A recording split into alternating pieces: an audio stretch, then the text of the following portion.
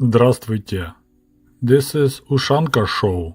Stories about life in the Soviet Union. Hello 94% boys and 6% girls. Thank you for tuning in. The topic of today's video is doing laundry in the Soviet Union. Although I was considering this topic for quite a while, a question from Gregory Malchuk actually put it in gear. Great video. Would you consider doing a video about doing the laundry in the Soviet Union? I take it as a foregone conclusion that nobody had their own personal washing machines. Wrong. So did each apartment building have washing machines in the basement? Wrong. Were they automatic? Wrong. Or did they have separate wash and spin dry tubs? Were they coin operated or free? Were you expected to air dry clothes or did you have dryers? Did the dryers run on natural gas or steam from the district heating? Man, this is some serious question in here. I assume they weren't electric when electricity cost 93 cents per kilowatt, so someone definitely is watching my videos. Or did you send your laundry to a separate laundromat facility entirely? Thanks for any info you can offer. I feel like the Soviet government's desire to liberate women for the workforce would have required the early adoption of washing machines and laundromat facilities. Up until washing machines, women usually took the entire working day to do the family's laundry, hence Blue Monday. Okay, so let's start with Gregory's statement that he concluded that nobody had their own personal washing machines. According to the Soviet Encyclopedia, and I must mention that personally I'm quite skeptical about any Soviet statistics because those numbers were quite politicized. But anyway, washing machines, which is line number 5 on this little table, in 1965, 21 family out of 100 average Soviet families had a washing machine. In 1970, it doubled to 52. In 1975 went to 65. So according to the statistics, 65% of the Soviet families owned washing machine. But here's a fun fact. I lived in Soviet Union for 20 years. I never ever seen in person a washing machine. I'm not kidding you. Never ever. But of course, I never bothered asking my friends like, hey, do you guys own a washing machine? I just did that today. I called my friend Alex, who I grew up with back in Kiev, and they apparently did have a washing machine. He said he remembers it was called Riga, and it looked like a small barrel, so it's a round shape, this apparatus. So they always had a washing machine, and he was surprised to find out that my family did not have a washing machine. And before we start, I want to point out that we'll be talking about Soviet cities, because out in the country, in the villages, lifestyle there was like 50 years behind, since collective farm workers were extremely poor. I mean, most people didn't have running water or indoor plumbing in their homes. So of course, how can you use a washing machine in such conditions? So we'll be talking about the cities. And we'll start with my family. If you follow my channel, you should recognize this picture. Here's my mother giving a bath to her son Seryoja when we lived in the dormitories and we shared a room with another family. There was no running hot water, only cold water, and we didn't have showers. So my mother had to get water in the communal kitchen and heat it up there and bring it into her room. So my guess, she was doing laundry in exactly the same tub as she was giving me a bath. So that's what was going on when we lived in the dormitory. When we finally managed to get our own little tiny apartment, so-called Gostinka, the bathroom was really cramped and had this really weird bathtub. It was almost square in shape and very shallow, maybe, I don't know, a foot deep. So all the like regular clothing, t-shirts, shorts, underwear, my mom was washing by hand in that little tub. Okay, so let's talk about different stages of washing your clothing by hand. Number 1, замачивание. Замачивание, soaking. So you put your laundry in the tub. In this case, that would be the same tub that you take a bath.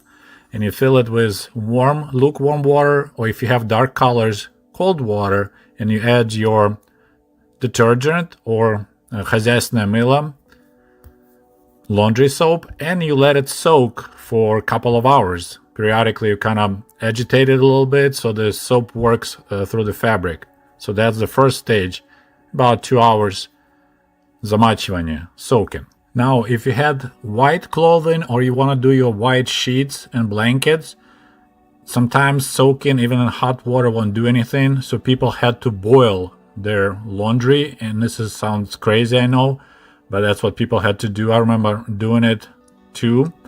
So you put the giant pot on your gas stove and you literally boil your sheets in there. So you can imagine if you have a tiny kitchen and you have to boil for, I don't know, an hour or so, you have to open windows wide because everything is steamy, and the smell is not that good because you're boiling dirty laundry. So smell was pretty nasty, but this is how we had to do with the white stuffs, because for some reason I don't think we had a bleach available for sale. Then I have your main washing, or we call in Russian stirka. So if you don't have a washing machine, you do it by hand in a tub, or you have this washing board. Some people familiar with that, and it's really heavy labor. What my mom did when she had when we already lived in our last apartment with the normal size bathtub, she would make me put my Walkman earphones on, play Michael Jackson, beat it, and I'll just literally dance, march in the tub. So this is the way I kind of, instead of working by hand, I'll work my feet, just like people stomp grapes. I was stomping the clothing, and that was working pretty well and saved my mother quite a bit of labor. The next stage after washing is done is so-called полоскание. So maybe it's like a flushing. So you need to get rid of the soap and detergent in your clothing. So you drain the water, dirty water, then you fill it with cold or lukewarm water. Then you start agitating your clothing again to wash off the soap. So your clothes is supposedly clean now. You just need to get rid of soap and detergent. And usually you have to do it twice. So you agitate, drain the water, fill again, and do it all over again. In the villages, people do it in the river. That's the most convenient way. And as that video, the lady, she wasn't washing her clothes. Clothes already was washed. She needed to полоскать. She needed to agitate it, flush it, and get rid of the soap. So do you think you're done? Нет. You're not done yet. Now you need to do отжимание. Since your clean clothing being washed, being flushed, now it's soaking wet, now you need to make it dry. So отжимание, that's initial stage when you twist and squeeze and do whatever with your items to squeeze as much water as possible on it to make it damp. So it won't be dripping wet, at least will be damp. So that's отжимание. Once again, it's a really hard physical labor. I did it quite a bit, helping my mom or doing it with my dad. You just start squeezing, twisting and twisting sheets until there is no more water coming out. The next stage will be then drying. So if you live in an apartment, if you have a balcony, you're a lucky fellow because you can just take your items on the balcony, open the windows if it's a summer. And of course you have laundry lines and you just hang them there and let them dry.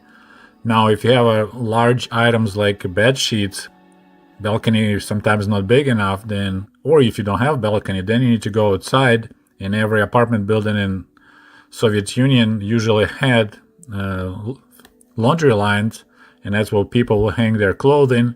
And then of course you want to make sure it doesn't get mixed up. And then of course kids, they loved running through the laundry because it was so fun to push it away. It's almost like, remember movie Pearl Harbor? There was that romantic moment when that guy and not her boyfriend were messing around, kind of almost looked like among the laundry, but there was a parachute silk.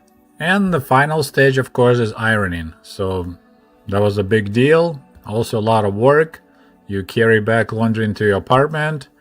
We didn't have ironing board. I don't remember my family had one. So you just put couple towels on your dining room table so it's thick enough. Then you have another piece of fabric, then you lay your stuff and you start ironing. And usually my dad was doing it in my family. He was really good about ironing pants and shirts, so that was his responsibility. I need to mention something about drying clothing outside in the winter. Believe it or not, but frozen sheets will get dry. I'm not sure how. It's like maybe freeze dry, but I know people hang their sheets and they will become hard because, temperatures will be below freezing. But when they bring them back inside, after it stays for a day outdoors, the stuff will be pretty much dry. And of course, if we talk about laundry in the Soviet Union, we have to talk about прачечная. Прачечная. In the beginning of 1970s, they started putting, that's what in America they call laundromats, прачечная, so there's like a washing places. And there were two types. There was a self-service, and there will be full service. When you bring your stuff, you pay money and it will get washed, ironed, and returned to you, clean, pristine, and smelling good. I actually recall carrying our sheets, like large items, to прачечная when we lived in that little гостинка apartment because, it was nearly impossible to do large blankets and sheets in our tiny bath. And the way it worked was kind of interesting. Before you bring your stuff, first you go there and they give you special badges that you sew on your items. So that like your clothing label attached on the back of your t-shirt. It's kind of similar. There'll be a number that you sew on your sheets and your pillowcases. And that's how your items will be tracked while they're being washed. And after that, you bring your sheets, you pay money, and they count how many items, and then next day or so you come back and you pick it up. My guess is that service wasn't really cheap because after we moved to our 3-room cooperative apartment, my mother never used the laundry service anymore. We just used our bathtub, and then we had 2 balconies so we can dry our stuff without need to carry it outside and leave it unsupervised. So we only used laundromats, прачечная when we lived in that small apartment. And some people mentioned that quite often your items will be damaged. Like you don't want to give them your small items like t-shirts and shorts. You want to do it by hand at home. But like large items like a blanket, covers, sheets, they were okay to do in the Soviet laundromat. Okay, my friends, all I have for you today. So this will be part 1, doing laundry in the Soviet Union. And part 2, we will discuss different Soviet washing machines, their benefits, and their bad sides, so stay tuned. We'll be back. So as I promised, today we're going to talk again about doing laundry in the Soviet Union, and we're going to discuss different Soviet-made laundry machines. Стиральные машины. Well, might as well let's do a quick lesson of the Russian language. Урок русского языка. Стирка. Стирка. So стирка is the word for doing laundry, so that's the process. When you do your laundry, you do стирка. Заниматься стиркой. Стирка. Стиральная машина. Стиральная машина. So that's the washing machine. Стиральная машина. But before we start a conversation about Soviet washing machine, let's talk really quick about America. And I believe most Americans, if they think about washing machines and brands, they probably think about Whirlpool. Some of you may have thought about Maytag appliances, but I think for about 10 years or so, Whirlpool owns Maytag brand. I think there was a choice between selling that company to Chinese or Whirlpool, and Whirlpool ended up convincing the American government it's totally okay to have a monopoly on appliances in the United States. Okay, so there is a quiz for you guys. What this beautiful lady, Katya Upton, Kate Upton, or Katyusha Upton, has to do with Whirlpool washers? And let me throw another curveball at you. What this guy, his name is Fred Upton, has to do with Whirlpool? And the answer is that Kate Upton and her uncle, Fred Upton, who is, I believe, a senator from Michigan, they are directly related to Frederick Upton, who back in 1911 founded Upton Machine Company. So back in November 11, 1911, Louis Upton founded Upton Machine Company. Later he was joined by his brother Frederick Upton, And Frederick Upton is the grandfather of Fred Upton, who is uncle of Kate Upton. And Upton Machine Company later became Whirlpool Corporation. So Louis Upton invented electric motor-driven wringer washer, which became a popular item and was sold through Sears under Kenmore brand, and that's how the company grew. And I know that because Upton Machine Company was founded in St. Joseph, Michigan, basically less than 15 miles from my home. And even now, Whirlpool Corporation has their headquarters and engineering center here in Benton Harbor, Michigan, once again, very close to my place. And I only can speculate how the things happened, why Louis Upton decided to invent this electric motor-driven wringer washer. My guess that one day or one night he was trying to get some action in the bedroom, and his wife said that she was doing laundry by hand all day long and she's too tired. So he looked how the laundry being done, and he realized, oh, we got this new electric motors invented. Maybe I can utilize that device, and that's how this Upton Machine Company electric motor-driven wringer washer was invented. And my guess, sometime later, he probably was trying to get some action again, and this time his wife complained that she had a headache, and it's probably how the aspirin was invented. I apologize for that small detour, and now let's talk about Soviet washing machines, советские стиральные машины. Mass production of the Soviet washing machines began back in 1950, so pretty much almost 40 years after similar devices began manufactured in the United States. They were manufactured in Riga, capital of Soviet Latvia, and that was the name of the washing machine, Riga. And the model numbers were EAYA-2 and EAYA-3. There are two interesting facts, I would say mind-blowing facts about these Riga washing machines. Manufacturing cost of a single washing machine was 1,500 rubles. Retail price was 600 rubles. Once again, to make the washing machine was 1,500 rubles. Retail price was 600 rubles. In Soviet Russia, you don't make profit. In Soviet Russia, profit makes you. The second fun fact, these washers were produced at Рижский электромашиностроительный завод. So that was the factory that was manufactured electric trains, so-called электричка. So they were making equipment for electric trains, and as a side business, they were making these super expensive, money-losing washers. So here I need to pause and address to my thank you friends that can't wrap their head around why Soviet Union collapsed, why socialist economy didn't work. Maybe this example will give you a little hint. If you manufacture consumer goods at the giant loss and you make factories that have nothing to do with consumer goods manufacture consumer goods, in the end you're gonna run yourself into the wall. What was really amazing is the second generation of washers from Riga called Riga-64. So I assume it began manufacturing in 1954, and you might recognize the look. No, it looks like a R2-D2 with a little penis.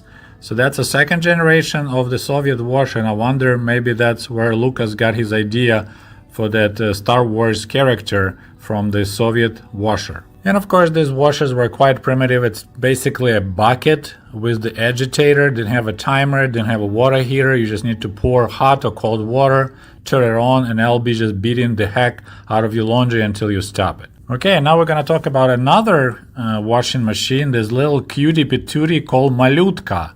And Malyutka, it's the word when a little tiny girl, and she's really small and tiny and cute, we call them Malyutka. So that was the name of this little washing device. But before we talk about Malyutka, we need to mention December of 1966. It's when the Central Committee of the Communist Party of Soviet Union and Soviet Ministrov, so that's the ministry, all the ministries together, I don't know how to translate Soviet Ministrov, so they issued a joint executive order about maximum utilization of the current production capacities at the factories for the increase in consumer goods manufacturing. So whatever extra capacities factories had, they had to utilize it to produce consumer goods.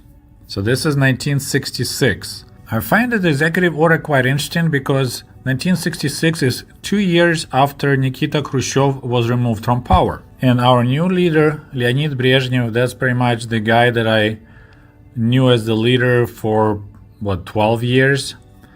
He continued a policy of Nikita Khrushchev of treating Soviet people as people, not material, and provide them with some basic consumer goods. So this executive order pretty much ordered every factory, regardless what they manufacture, to find some excessive capacity and begin manufacturing anything for consumers. So according to this order, 1 year later, in 1967, one of the largest factories in the Soviet Union called Uralmashzavod, located in Ekaterinburg, so that's Siberia pretty much.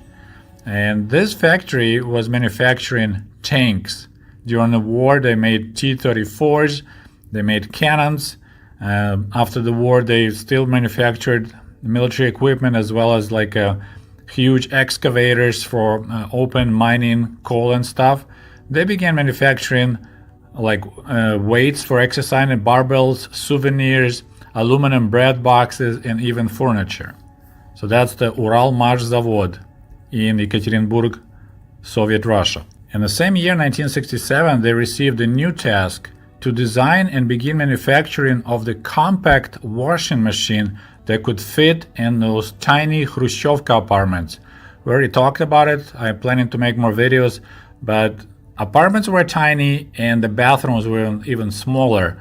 So those Riga washing machines were too big to fit in the bathrooms, so people put them in the kitchens. So now there was a new task. Let's design a tiny washing machine. And when I say let's design something, that means let's find something in the West and make a copy. So they found a French small washing machine and pretty much made a copy of it with some improvements and some changes. The main difference that it was all plastic, very small, weight only 8 kilograms, and it's pretty much the size of the microwave. And once again, it was really primitive, basic, so just a plastic tank with electric motor attached and a small agitator. So you just pour hot or cold water, put a little bit of laundry. I mean, you couldn't put much in it. I mean, maybe wash my underwear, definitely can fit their sheets or anything. And usually people will set it up on the board in the bathtub. And it's just gonna agitate that clothing until it looks clean. Then you wash it, then you agitate again to rinse it. And quite a primitive, but it was very popular. And they manufactured the total amount of 2.5 million those Malyutka washing machines. The retail price was 38 rubles, which is not really cheap. It was pretty much 50% of the minimal salary in the Soviet Union was 70 rubles.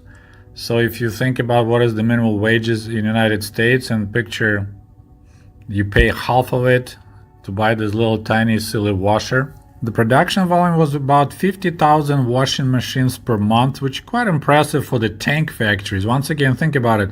Tank factory was manufacturing these little toy washing machines. And another interesting detail about manufacturing this cute Malyutka washing machine, and it's another fine example of the socialist economy. So the plastic goods, those units were coming all the way from Yugoslavia. I didn't bother to check how many miles from capital of Yugoslavia to Ekaterinburg, Russia, but I'll guess thousands. So picture shipping 2.5 million of these plastic tubs from Yugoslavia all the way to Ekaterinburg to manufacture these washers. So they probably didn't make any money on those Malyutkas either. So this Malyutka washing machine was manufactured for about 30 years with barely any changes, just little, small improvements here and there. And as I said, they sold over 2.5 million units. And in 1996, so 5 years after the Soviet Union collapsed, manufacturing stopped due to the competition from the foreign better washers. And before I finish the story, I would like to show you examples how small Soviet bathrooms were or still are. And this is what people do in modern days, trying to fit the washers inside those tiny bathrooms. I mean, you gotta give them a credit. they find solutions. I actually saw a couple of units people installed like on the wall, bolted towards the wall, so it's like on about 4 feet in the air. This washer will be above the bathtub on the wall, because those bathrooms originally weren't designed to have any kind of equipment like a washer. And I mean, I'm not talking about trying to get dryer in there. Okay, my friends, that's all I have for today. I hope you enjoyed this video, learned something new. If you want to support my work, there's a new way to do it. You can join Ushanka Show on YouTube.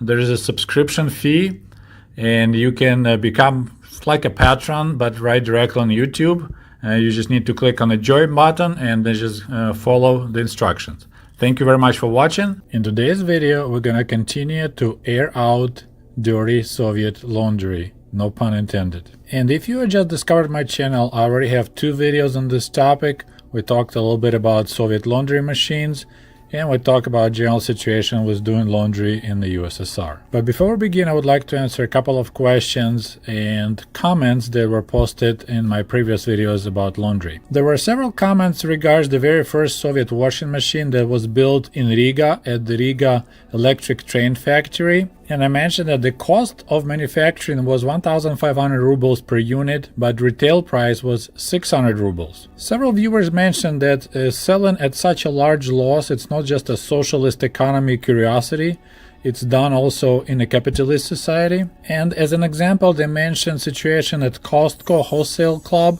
where they sell their rotacy chicken for $4.99 for a long time, maintaining the same price, and they actually lose about $30 million every year selling their chicken, just the rotacy chicken, at loss. I don't think it's really correct comparison, because you can look what Costco does is very much like advertising. They take a hit on a chicken to get people in, and of course they sell them other products, because if you look at the bottom line of Costco, they make in millions.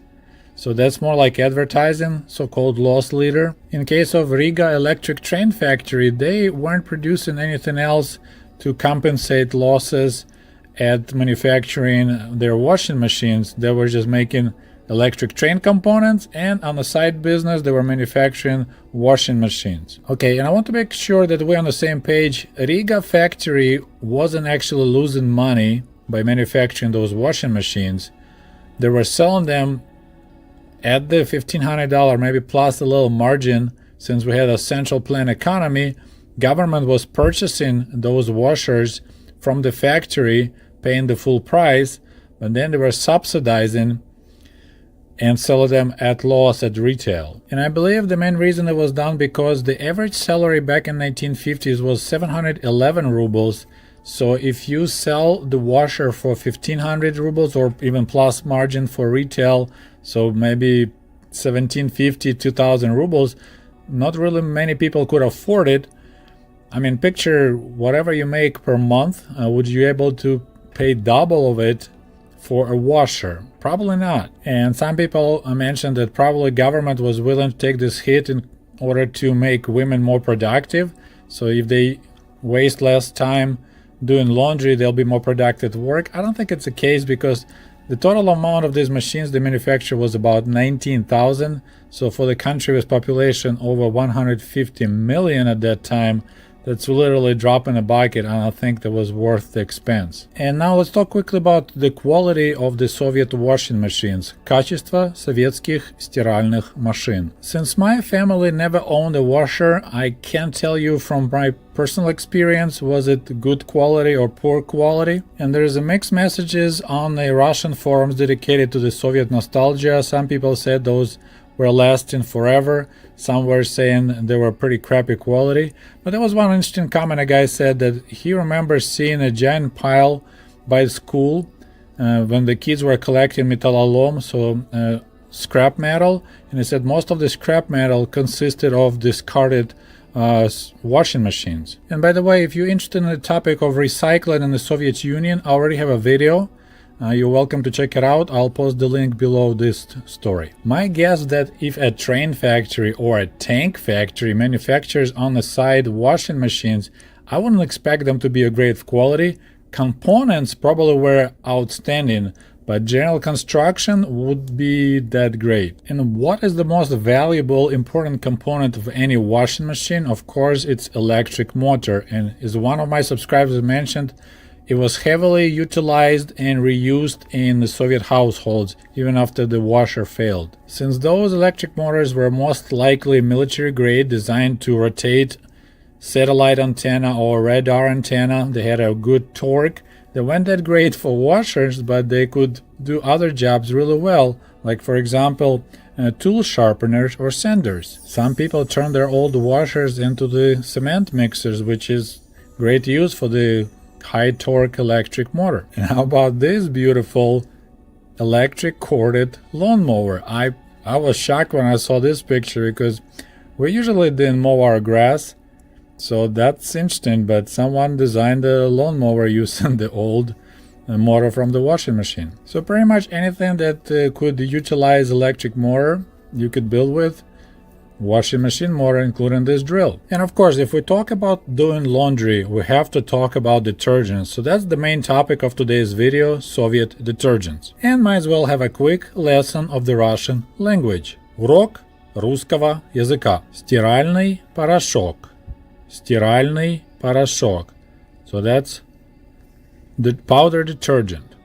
Powdered detergent. I don't believe that during the Soviet days we had liquid detergent available, so regardless if you had a washing machine or you did your laundry by hand, we used стиральный порошок, powder detergent. And of course, many Soviet women that didn't have access to powder detergent, especially out in the country, they still used хозяйственное мыло, the laundry soap. I already have a video on that topic. Link will be below this video as well. Personally, I don't recall any shortages of the laundry powder. But once again, I lived in Kiev, capital of Ukraine, one of the largest cities. Out of the country, situation was different. But as I said, personally, I always remember something will be available on the shelves. And let's do some numbers. So according to the Soviet economists, and remember, Soviet Union had a centrally planned economy, every Soviet citizen needed about 3 kilograms of powder detergent per year. When I did some research, I found out that average American citizen spends about $80 on detergents, liquid and powdered and packs per year. But if you look at the prices of the powder detergent in America, it comes to about 100 kilograms per year per person in the United States. So Soviet citizens needed 3 kilograms according to our economists, and American citizen using 100 kilograms per person. So it's a huge gap there, a huge difference. But once again, my numbers could be wrong. If you know anything different, please post in your comment. The most popular brand of Soviet detergent was probably Lotus. It was everywhere, and as I said, I checked Russian forums and most people mentioned that one. It came in a box, weighed about 350 grams. So that's about 12 ounces, and the price was 36 kopecks per box. Another popular brand was BOS, they call it. Boxes were slightly bigger, 450 gram, and the cost was 68 kopecks. And also, there were different factories making similar products under similar brand. So like one came up from Vologda, Russia, another came from Sumgait, Azerbaijan. Packages were slightly different and prices were slightly different, but about, you say, half of kilo package, close to about 60-70 kopecks. Since I lived in Kiev, I believe our most popular detergent was called Natalka, which is kind of like Ukrainian form of name Natasha, and that's because we had a factory right in Kiev manufacturing that detergent. So Natalka was our probably most popular brand, and price points were about the same. For a half of kilo package was 60 kopecks. You may already notice that every box of the Soviet detergent had this pretty large logo type called CMC SMS. That means синтетическое моющее средство. So it's like synthetic detergent pretty much. And the quality, the general opinion that the Soviet detergents were of excellent quality. They made clothes really clean because they were synthetic, because they contained phosphates. And while phosphates were great on cleaning your clothes, they were not that good for your health or environment. And now let's run some numbers again. So I got curious, how to compare a buying power of the Soviet engineer versus American engineer if you look at the стиральный порошок, powder detergent. And I'm not a professional economist, and I know my comparison techniques are pretty bad, but I still think it's important just to get a rough idea what's going on in that situation. So in one corner we have a Soviet engineer with the average salary of 150 rubles and detergent called Natalka, which is half of kilogram, cost is 60 kopecks.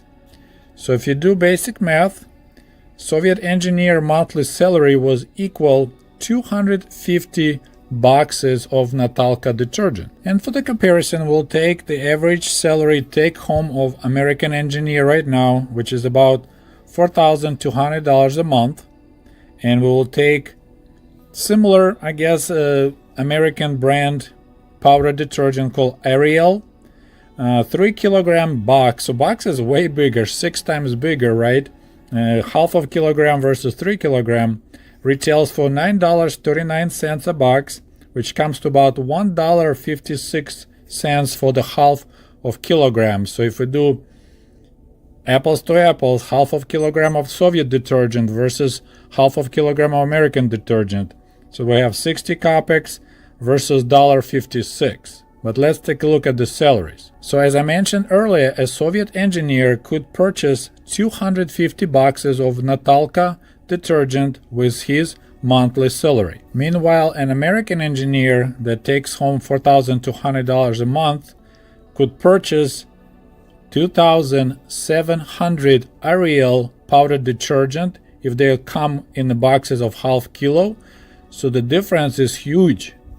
2,700 boxes versus 250 boxes, American versus Soviet engineer. And this confirms my observation that most Soviet families, despite the low cost of housing, it took usually about 10 to 15% of your income, your housing cost, but even if both parents were working full-time, both were labor union members, people didn't have a lot of extra money. Most people struggled, and like they say in America, they live from paycheck to paycheck. And I just want to remind you that living from paycheck to paycheck, which is totally wrong to say about Soviet Union, we didn't have checks, everything was in cash, but living from pay period to pay period, from zarplata, the zarplata was way more comfortable because we didn't worry about losing our housing. And I want to quickly mention that we also had some imports in detergent department, and pretty much everyone claims that the best detergent available in Soviet Union actually came from Eastern Germany, always we say German Democratic Republic,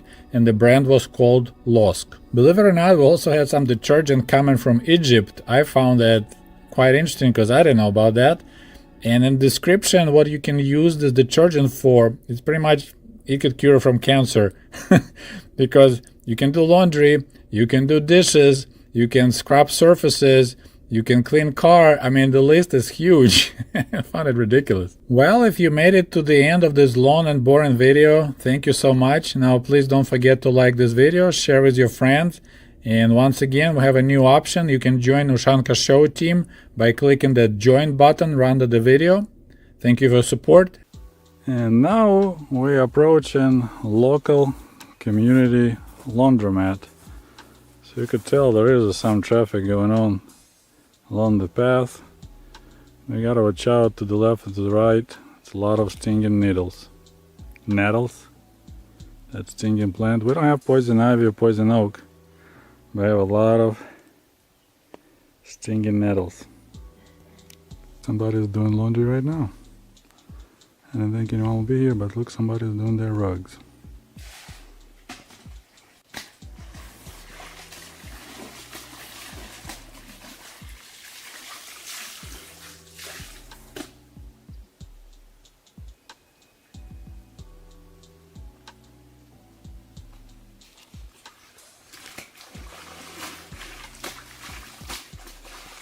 Не, я... Тут стирать отлично. Вот именно стирать тут отлично. Як для стирки. Так что не купаться ничего, як стирать. Да, тут же. Кладку не вешать її.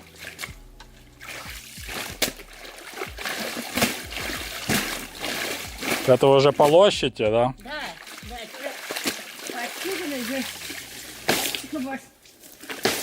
Тут вообще стирать отлично. Тут уже лучше не придумаешь.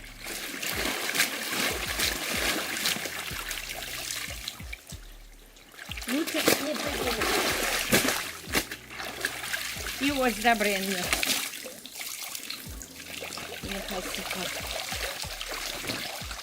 А зимой сюда же никто не ходит стирать, уже все замерзает, да? Нет. Только осень, весною. Ну и поняли, я тепло. И тут уже ходят считанные люди, там уже большинство уже машин. Ну ты, вы поняли, Ну, стиральные. стиральные, да. Да тут уже считанные люди ходят. У нас нема, так, а в кого едет? От Наташа Пухніса собі, вона ж уже не ходить. У її машина.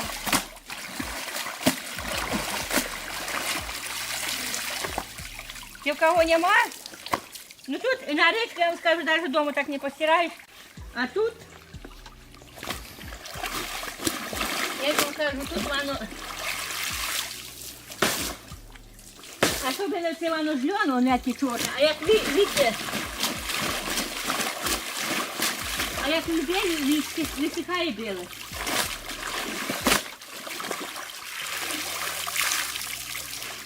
Я вам кажу, це незаменима речка. Так я не жосик.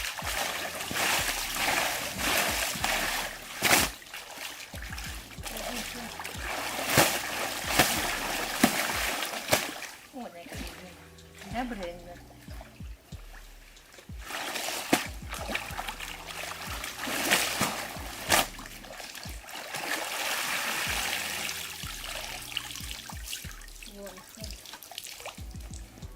Yeah, I can't believe I got so lucky. Actually found a lady doing her laundry. Now she's walking back to her house loaded with wet laundry.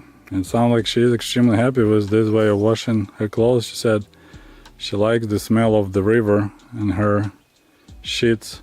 So a lot of time people do their like underwear, t-shirts at home just by hand. You know, they heat up water, they just leave a container, tazik, can think in English word, so you know, big thing of water outside. Sun warms it up, and then in the afternoon they'll do laundry by hand. But the large items like rugs, sheets, pillowcases and so on, they bring to the river, they wash it by hand, and then wash it right there in the river. And she said she likes it better because it smells more natural, smells like river. And now there's another point of interest at our village. There's an old bridge. It was built by one of the local landlords for the people, because we have this little creek, Javida River, that crossing, like dissecting a village. So I guess people used to go through the water and to get from one side to another. So he used his money and built this bridge, and it's still being used, although it looks like they made it narrower and reinforced it a little bit recently. You can't drive the car over it, but people use the bicycle, cows go across it. So that's so-called Pansky Most, landlord's bridge. Landlord is gone, but his bridge is still standing, serving the local people.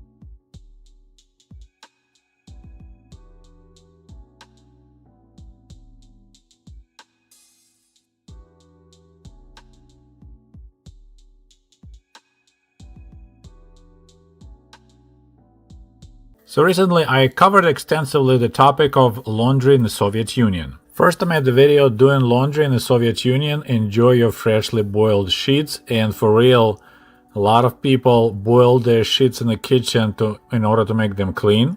Then we talked in the second video about some weird looking Soviet washing machines. And in my latest video we just covered the topic about popular Soviet detergents, including the one Natalka. And if you think we are done with the Soviet laundry topic, you're very, very wrong. We're gonna milk this Soviet laundry bull all the way until cows come home. So what we're gonna do today is to admire and analyze this beautiful socialist realism painting called Опять пятерка. You can translate into English like I got 5 on it. Just kidding, it's not really I've got 5 on it, although that was the tunes played it back in 1995 when I worked in the summer camp here in Michigan. If you follow my channel and watch my videos about Soviet education, you should know by now that 5 was the best grade you can get in the Soviet schools. It was отлично, excellent. So a kid comes home showing 5, so he got пятерка, he got fiver, and that's really great news. But first things first, so this picture was made by Nikolai Zabolotsky, and unfortunately I couldn't locate any pictures of this artist. So he painted this painting back in 1954. And I'm very happy for this kid, but today of course we're going to talk again about Soviet laundry, and this picture, the socialist realism, is a beautiful illustration of realities of doing laundry in the Soviet Union. So let's get ready for another long and boring video, or as a John Strummer put it, I will listen to this guy talk about Soviets paint drying on the Soviet walls. That was a good one. So keeping in mind that this is 1954, let's start analyzing this picture. First of all, the kid. He's definitely a pioneer and he's a really young kid. So probably 3rd grade, maybe 4th grade. And he has this almost like a military looking belt, which we didn't wear back in the 80s, so that's different. And also a hat.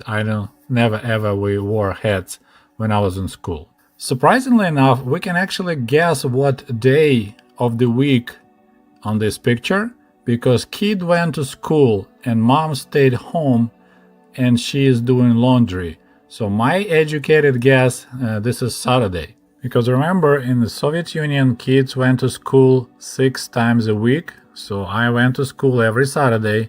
And the only time my parents were home was Saturday and Sunday. So since on Sundays I was home too, the only time the situation can occur when a kid coming from school and mom is at home, there'll be Saturday. Another cute details in this painting is this мясорубка.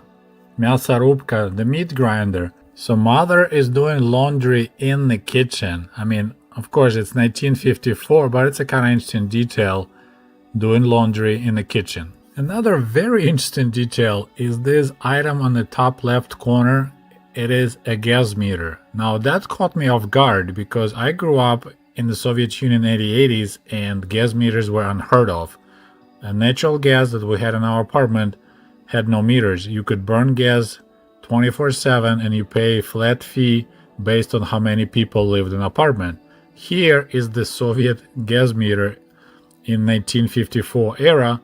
And I looked it up, and sure enough, when Khrushchev came to power, water meters and gas meters were slowly phased out, so people didn't have to pay for amount of gas and water they used. So that's quite interesting. Another interesting detail, of course, is the laundry that being dried right there in the kitchen. I don't know if it's really sanitary to dry your laundry in the kitchen, and of course, if you cook at the same time while you dry your clothing, you'll have smells of whatever you're cooking penetrating your items, which is also not really cool. So this laundry brings me to another conclusion, that the artist was actually showing life in Kommunalka, the communal apartment. It's where old large apartment was subdivided and family occupies separate rooms, but then they share same kitchen, communal kitchen, and single bathroom for all those families. And since they have not enough room in their tiny rooms, they dry their laundry right there in the kitchen. Also in this picture you could see a telephone in the hallway, which also kind of made me think this is the communal apartment, so they have a one phone for all the people who live there, and it's usually located in the hallway so everyone has access. But let's return to the topic of doing laundry in the Soviet Union. So obviously this family doesn't own a washer, and the mother had to do all the laundry by hand. So this tub is made of zinc-plated steel, and it's called nochvy. Nochvy. And you may recognize you've seen this nochvy before. In this picture, this is Comrade Seryoja back in 1975, 76 maybe, taking a bath in the same nochvy. So my mom was doing laundry in this metal tub and giving a bath to her son. So I have no doubt that that kid was also taking a bath in those nochvy. And of course, if you want your clothing really clean, you need to use the washboard. Стиральная доска. Стиральная доска. The washboard. And here's the photo of стиральная доска и ночвы. Стиральная доска и ночвы. And my guess, the dirty laundry is soaking in a tall tub on the right, being washed in ночвы. You see a lot of bubbles, and then being squeezed, and it's in another little round tub on the left. And another small but interesting detail is that sink behind the mother. It has only one faucet, it's right in the middle. So my guess, they only have a cold water supply, just like my parents had when they lived in that family dormitories. And on the shelf you see a glass with the toothbrush, which looks like it's so someone also was brushing teeth in the kitchen, which is kind of interesting. So as you see, you can learn a lot by carefully analyzing and pay attention to small details, even such a basic picture like this one. Well, my friends, I think we officially done with the topic of doing laundry in the Soviet Union, and I appreciate your patience in surviving another long and boring video from Ushanka Show. So thank you very much for watching, and thank you very much for subscribing to my channel. At the time of recording this video, we just reached 56,000 subscribers. That's pretty cool. We have 44,000 more to go to reach 100k. So once again, thank you very much for watching, and we'll talk to you soon. До свидания. Goodbye.